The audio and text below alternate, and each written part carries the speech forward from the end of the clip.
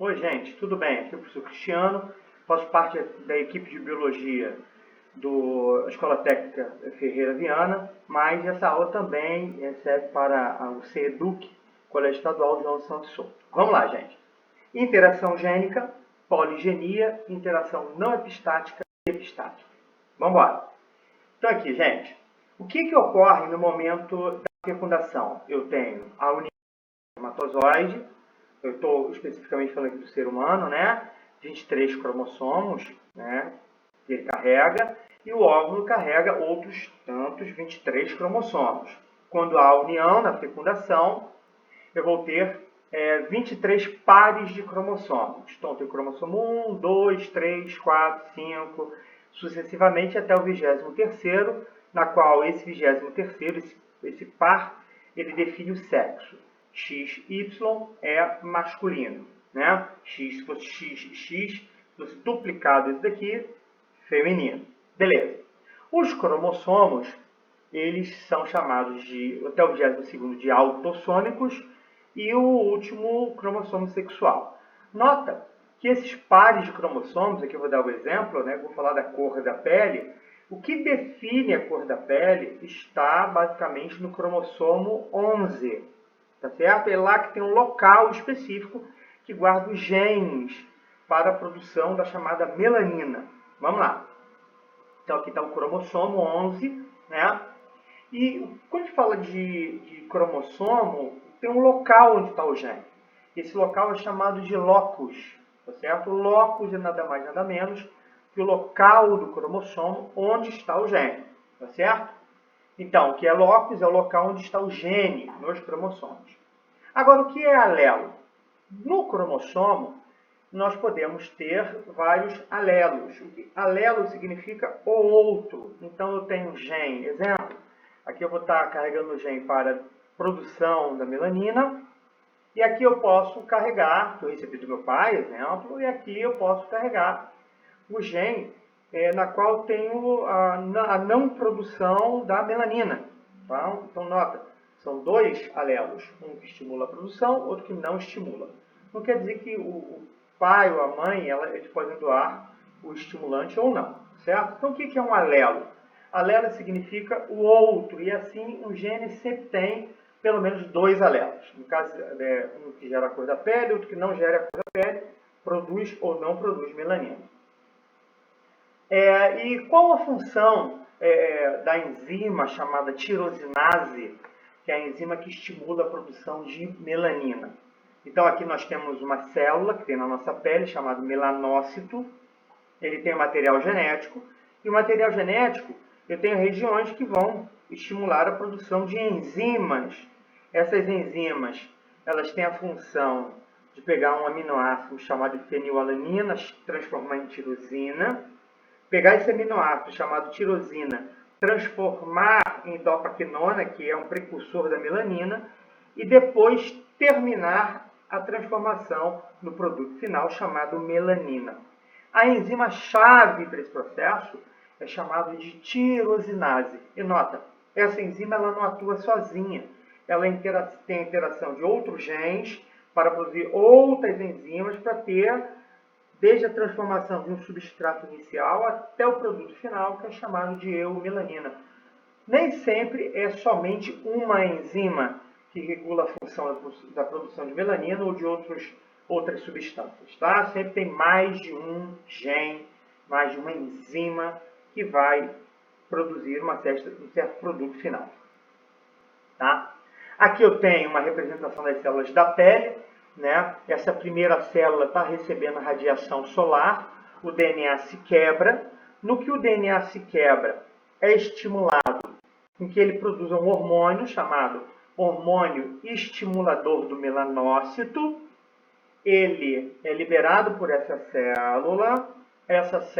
Esse hormônio, ele atua no melanócito, estimulando a produção de melanina, que é doada para outras células da pele, os queratinócitos. E essa melanina protege da radiação do sol.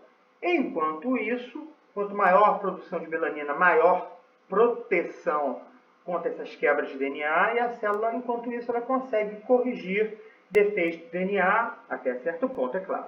Se nós recebermos uma quantidade muito grande de radiação, essa melanina não é suficiente. É claro que o indivíduo de pele negra é muito mais eficiente na proteção. O que é o albinismo? O albinismo é a ausência total da produção de melanina, por conta da falta de uma enzima chamada tirosinase. Tá?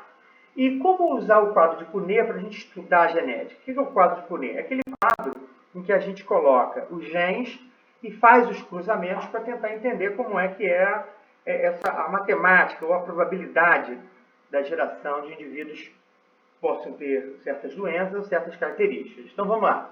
Um homem, representado aqui em quadrado, tem dois genes. Um que recebeu do pai, outro que recebeu da mãe, um dominante e um recessivo. E uma mulher se casou com uma mulher, teve um filho, carrega também um dominante e um recessivo. Nota, esse dominante era para produzir melanina. Então ele produz melanina. Esse dominante é para produzir melanina. Então vamos ver se ele pode ter filhos albinos que não produzem melanina. Então vamos lá, armamos o quadro de Punnett. O homem ele pode doar um gene dominante ou um recessivo, e a mulher pode doar um gene dominante ou um recessivo. Eu faço o cruzamento e ao final eu vejo que eu posso ter 75% de chance de ter um filho que produz um pigmento chamado melanina e 25% de chance de um indivíduo que não produz a melanina, tendo a doença chamada albinismo. Nota que a cada fecundação eu vou ter 75% de chance de ter um filho normal, 25% de chance de ter um filho com esse distúrbio chamado albinismo. Mas a cor da pele, ela tem várias tonalidades, né? Desde o negro, mulato escuro, mulato médio, mulato claro e o branco, né? Essa variação da tonalidade é denominado de poligenia ou herança multifatorial ou mesmo herança poligênica, né? O que acontece?